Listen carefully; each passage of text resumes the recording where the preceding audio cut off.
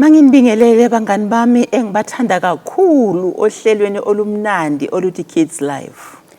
I greet you once again, children, with great joy as you listen once again to Kids Love. Bangani bami enhlizweni yami kukhona indaba enkulu yokuvuka kukaJesu engithanda ukuthi sixoxe ngayo. There's a story that has been on my heart for a while that is a very precious story, the story of the resurrection of the Lord Jesus. Cela simcele kuJesu ukuthi abe nathi asivala amehlo kancane sithandaze. But before we do that, let's ask him to be with us. Let's close our eyes and pray. Nkosi Jesu siyakumema ukuthi ube kanye nathi kulesi sikhathi. Lord Jesus, we invite you to please be with us in this time. Vula ingqondo zethu, vula indlebe zethu, thambisa inhliziyo zethu. Will you open our ears, our minds, and soften our hearts? Ukuthi masiqeda la kube khona Nkosi Jesu sizokuthola sitholele okomphefumulo wethu. That when we are finished here, Lord Jesus, there'll be something we have learned and gained for our souls. Amen. Amen. Yebo ke bangani bami bekuyisikhathi sephasika esidlulile lapho uJesu ayebethelwe khona wahlupheka wafa wavuka. Children, it's not very long ago that we remembered we had an Easter time and we remembered how the Lord Jesus died for us, how he suffered, how he eventually rose from the dead. Kodwa ke ngiyazi ukuthi bakhona abanye abantwana mhlambe bayaqala ngqa ukulalela lolu hlelo. But I know there might be some children who are listening to this Kids Live program for the first time. Mhlambe bakhona abantwana abangatshelwanga emakhaya ngoJesu abangazilutho ngaye. There might be some children who've never been told about the Lord Jesus, who don't know anything about him. Manje kumele siqale sizibuze ukuthi ungubani uJesu. So we need to ask ourselves, who is this Jesus? Encwadini kaMateyu kuyashiwo ukuthi uJesu uyindodana kaNkulunkulu. In Matthew we learn that Jesus is the Son of God. uJesu wehla ezulwini weza emhlabeni. Jesus left heaven and came to live here on earth. uNkulunkulu wamthuma uJesu ukuthi afike azosindisa thina nani bantwana bami ezonweni zethu. God sent his son Jesus to come here to the earth, to live here, so that he could save us from our sins, your sins and my sins. Ngoba uNkulunkulu akathandi kube khona noyedwa phakathi kwethu nani bantwana ukuthi siye esihogweni. Because God does not want any one of us, none of you children, he doesn't want any of you to have to be thrown into hell. Wazalwa ke uJesu nguMaria benoJosefa kodwa wazalwa ngomoya oyingcwele. And so Jesus was born to the lady called Mary, the woman called Mary, and her husband Joseph, but she was conceived through the Holy Spirit. Wakhulu uJesu bantabami wahamba ithempeli ekhonza kanye nabazali bakhe enkonzweni. And Jesus was born, and then he walked on earth, he grew up, and even as a child he would go with his parents to the temple. uJesu kusemqoka kuyena bekufunda izindaba zikaNkuluNkulu nokukhula emoyeni nokushumayela ivangeli. And you know, even as a child, what was important to Jesus, he wanted to learn everything he could about the ways of God, and he wanted to grow spiritually and in the Lord Jesus, in God's favor. uJesu wakhula efunda kubapristi efunda kubaJuda ephakathi ethempelini. And he grew up learning from the priests around him, from those who came to the temple. He went there himself and he learned so much from them. Lapho sekhulile uJesu bangani bami waqala ke washumayela ivangeli emphakathini nakubantu abaningi. And when he had grown up and he was an adult children, then he started to go into the community and preach the gospel of God, telling the people about God. uJesu wenza izimanga wavula amehlo abantu kade bengaboni wavula izindlebe zabantu kade bengezwa. And Jesus started to do amazing miracles. He helped blind people who couldn't see. He helped them that they could see, and he healed them. And those who couldn't hear anymore, he opened their ears so that they could hear. Abazali babantwana baletha abantwana babo kuJesu becela ukuthi uJesu ababusise ukuze bakhulele uNkulunkulu hayi uSathane. And even parents at that time, they brought their children to the Lord Jesus, and they said, Lord Jesus, please pray for our children that they will grow up to serve God and not the devil.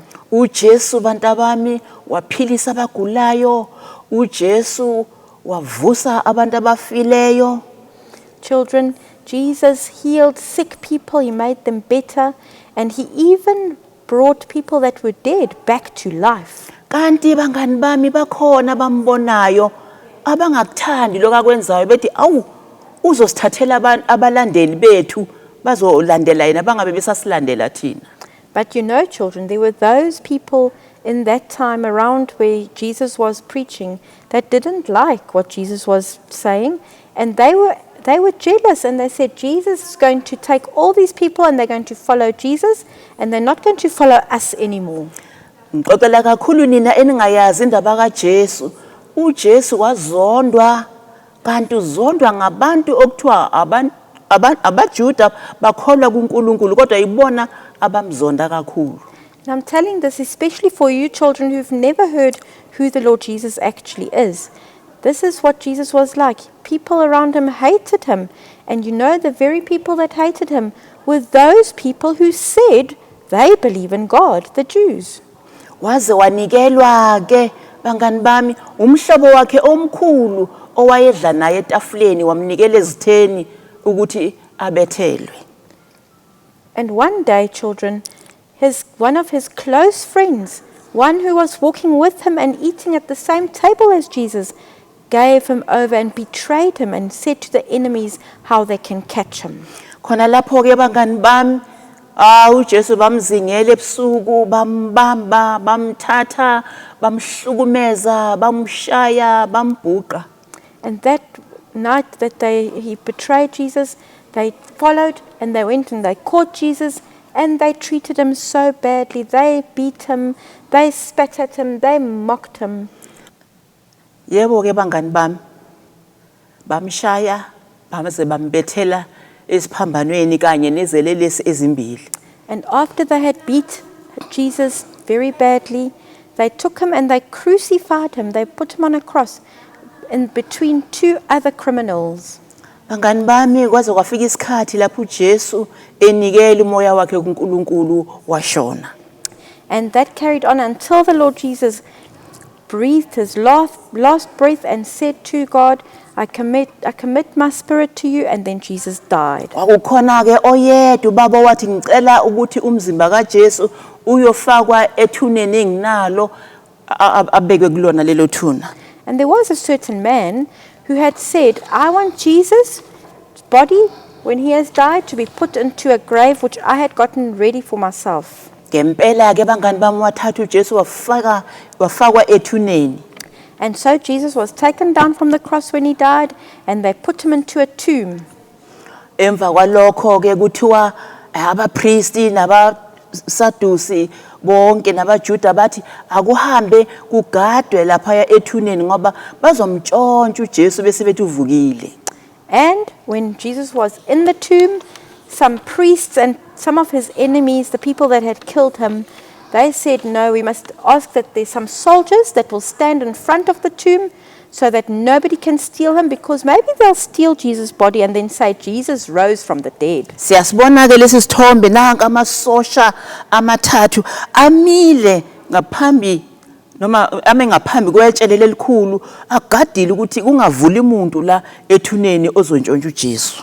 And as you can see in the first picture we have here, children, that there are the soldiers. They're standing. You can see 3 of these strong soldiers. They're standing in front of the tomb that is closed so that nobody can come in. Awu bathe basemile kanjalo bangani bami kwazwakala ukunyakaza nokuzamazama komhlaba okukhulu baze banyakaza nabo amasosha bethuka bawela phansi. And after some time, children, there was a big earthquake and the ground was shaking until even the soldiers couldn't stand still and they even fell over. Kanti uJesu ngamandla sezulwini uyaphuma wavuka waphuma ethuneni uJesu. And what was actually happening was that Jesus, with the power that he was given from heaven, he was getting alive. He was risen from the dead. Siyabona-ke isithombe sakhe lapho sephumile khona esesimbona esenqobile esewuJesu ophelele esimaziyo. And there you can see in the second picture, there's Jesus coming out of the tomb. He's alive and he's the Jesus that everybody knew. Awuke kuthiwa uma sufunda ke encwadini kaLuka uchapter 24 kusukela evesini lokuqala kuthiwa kwakukhona abesifazane abavuka ekseni bathenga amakha bahamba bathi bayethuneni bayogcoba uJesu ngamakha amnandi ukuze isidingo sakhe sihlale siphila. And you can even read for yourself. There's in Luke chapter 24, we read about what happened after that.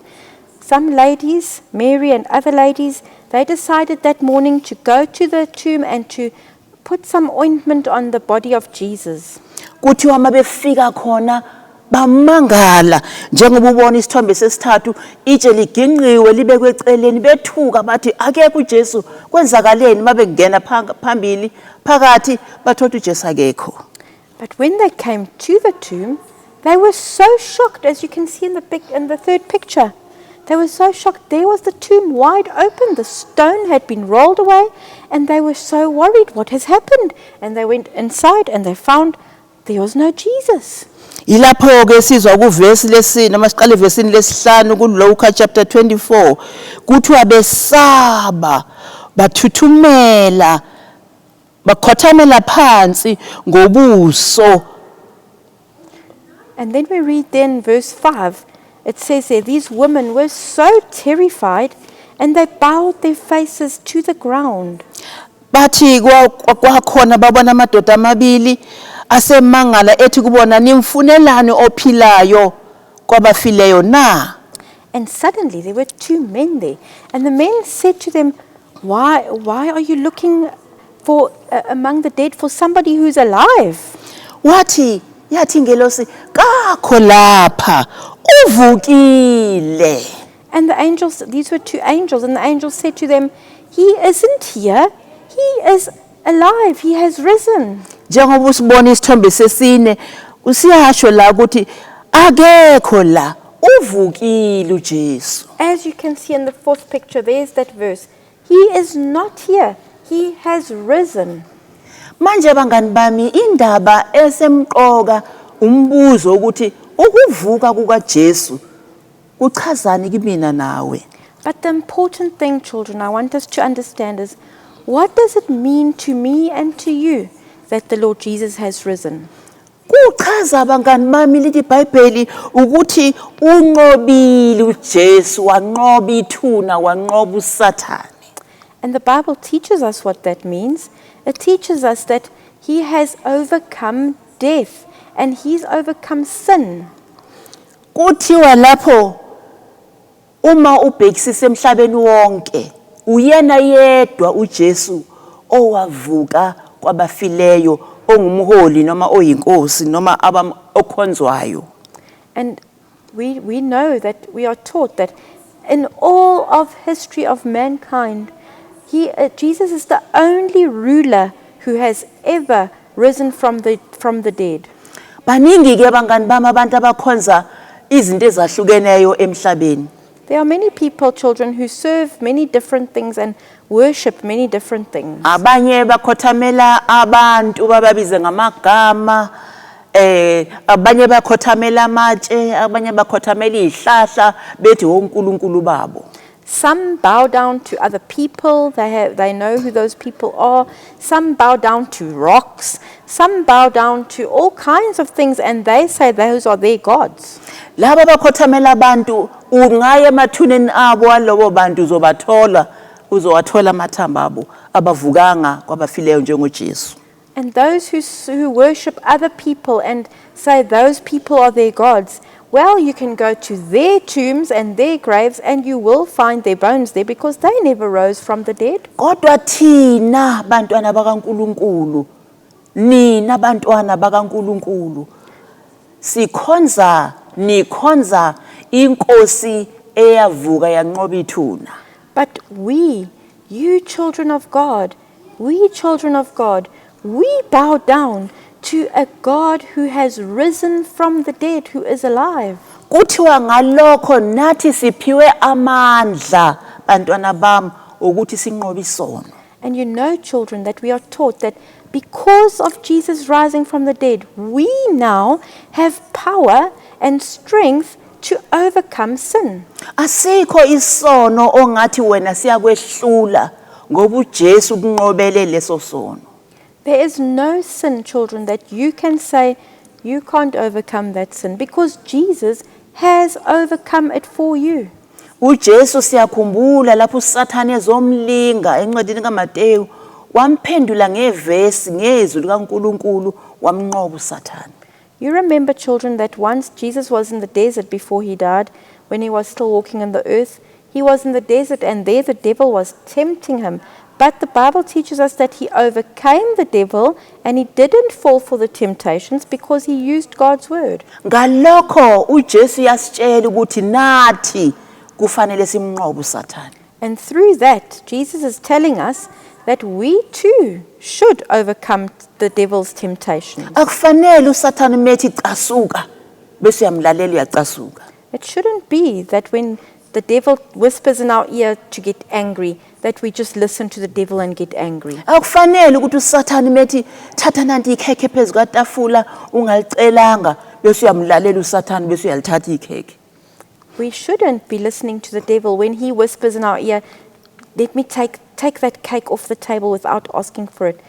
And then you just listen to him and do it. Wena ufanele uthi Nkosi Jesu ngisize ngingacasuki ngisize Nkosi ngiziphathe kahle nginqobe uSathane. But when that happens, you should call out to Jesus and say, Jesus, help me to overcome. I'm not going to do what the devil is telling me. Kumele ukuthi uthandaze ukuthi mawuSathane ethi xabana nomfowenu noma xabana nosisi wakho uthi Sathane ubhuti wami lo noma usisi wami lo ngeke ngixabane nayo unqobe uSathane. And when the devil says to you, fight with your brother or sister, then you should answer the devil and say, devil, I will not fight with him or her. That's my brother or sister. And in that way you overcome him. Akufanele uSathane methi khuluma uma wakho ekufundisa into bese uyakhuluma umelana nalokho uma wakho akakushoyo. Akufanele ukwenze lokho.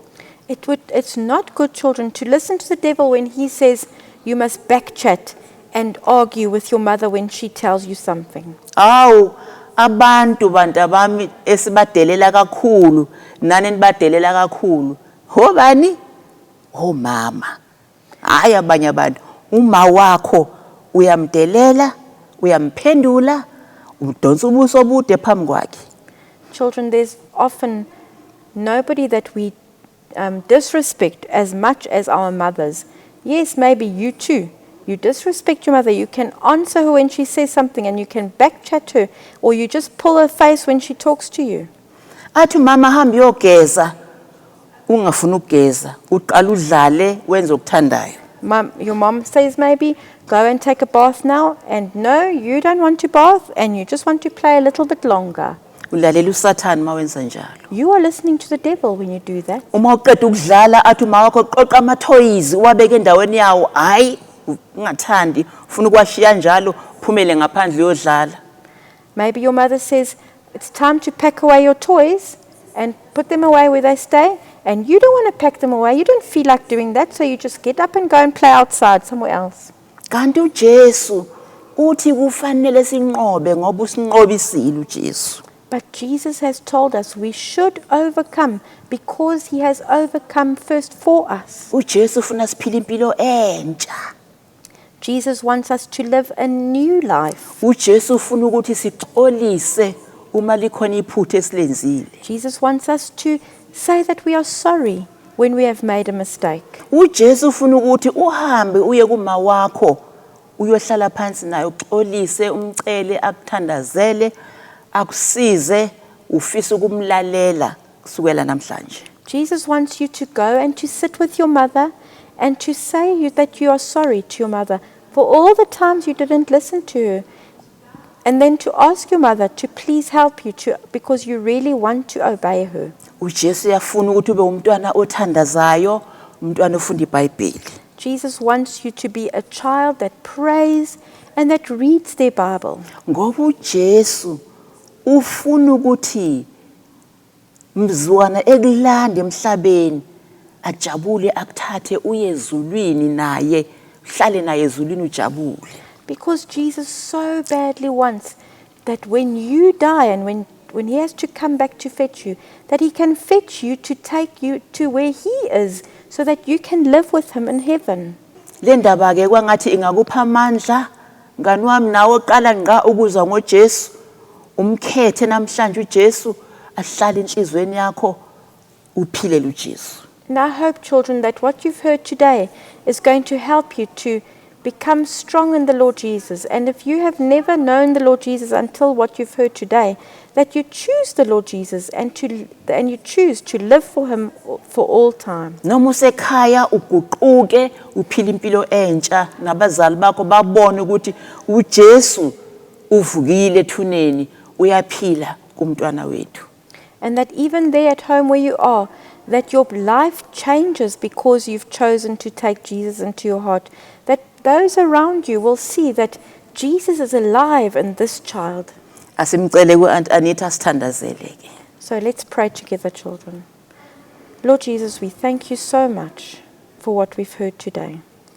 Nkosi Jesu siyabonga kakhulu ngalokho esikuzwile namhlanje. Thank you that you remind us why you came to this earth. Siyabonga Nkosi ukusikhumbuza ukuthi wafikelani la emhlabeni. Thank you that you give us this hope that we can one day be with you.